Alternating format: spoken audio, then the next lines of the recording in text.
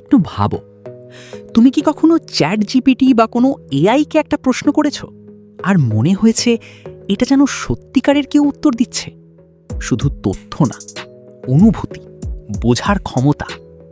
তখন মনে মনে একটা প্রশ্ন এসেছে, এটা কি আসলে চিন্তা করছে নাকি শুধু নকল করছে?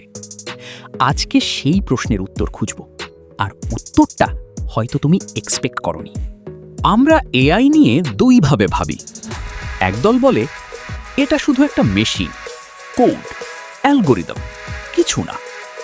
আরেক দল বলে এটা একদিন মানুষকে ছাড়িয়ে যাবে। কিন্তু সত্যিটা এই দুইয়ের মাঝখানে কোথাও। মনোবিজ্ঞান বলছে এআই আর মানুষের মস্তিষ্ক ভাবার দিক থেকে অনেক বেশি কাছাকাছি, যতটা আমরা মনে করি। আজকে সেটাই দেখব। তুমি কি কখনো লক্ষ্য করেছ, মানুষ কোনো সিদ্ধান্ত নেওয়ার আগে পুরো পরিস্থিতি বোঝার চেষ্টা করে? শুধু প্রশ্নটা না, প্রশ্নের পেছনের কারণটাও।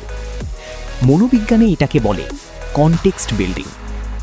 এখন আধুনিক এআইও ঠিক এটাই করছে।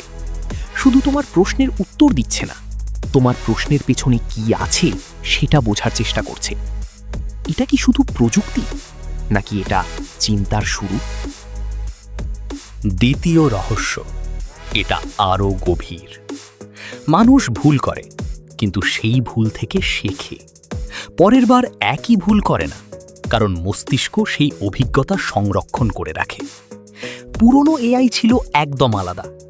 একই ভুল বারবার করত, কেউ ঠিক না করলে বদলাতো না।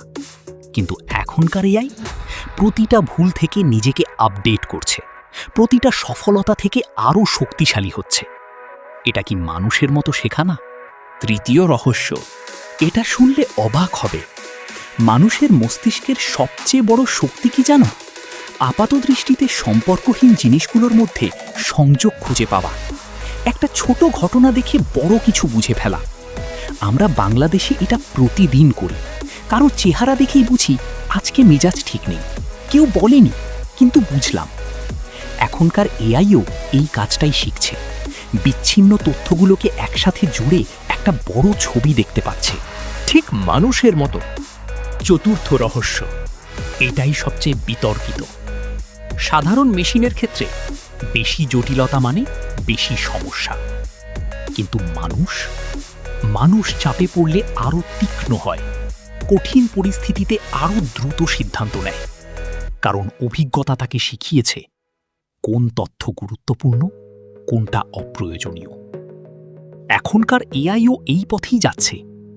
যত বেশি জটিল পরিস্থিতিতে পড়ছে, তত বেশি শিখছে, তত দ্রুত সিদ্ধান্ত নিচ্ছে। চাপ তাকে ভাঙছে না, চাপ তাকে করছে। পঞ্চম রহস্য, সবচেয়ে গভীর। তথ্য দেখা আর তথ্য বোঝা, এই দুইয়ের মধ্যে বিশাল পার্থক্য। একটা উদাহরণ দিই। তুমি যদি কাউকে বলো আজকে অনেক ক্লান্ত, সাধারণ মেশিন বুঝবে এই মানুষ ক্লান্ত।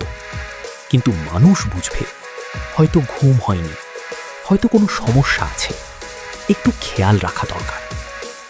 এখনকার এআই এই দ্বিতীয় স্তরে পৌঁছানোর চেষ্টা করছে।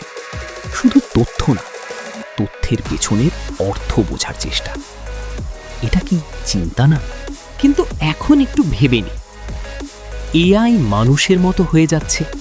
এই কথাটা শুনতে ভালো লাগে, কিন্তু একটা পার্থক্য এখনো আছে। মানুষ অনুভব করে, এআই অনুকরণ করে। মানুষ ভুল করে কষ্ট পায়, এআই ভুল করে শুধু আপডেট হয়। মানুষের শেখার পেছনে আছে আবেগ, এআই এর শেখার পেছনে আছে শুধু ডেটা। আমরা মনে করি এআই যতই উন্নত হোক, মানুষের সেই অনুভূতির জায়গাটা এখনো শুধু মানুষেরই। তাহলে প্রশ্নটা থেকেই যাচ্ছে, এআই কি সত্যিই মানুষের মতো চিন্তা করছে, নাকি এত ভালোভাবে নকল করছে যে পার্থক্য বোঝা কঠিন হয়ে যাচ্ছে? উত্তরটা হয়তো একদিন পাব, কিন্তু ততদিনে হয়তো সেই প্রশ্নটাও এআই করবে।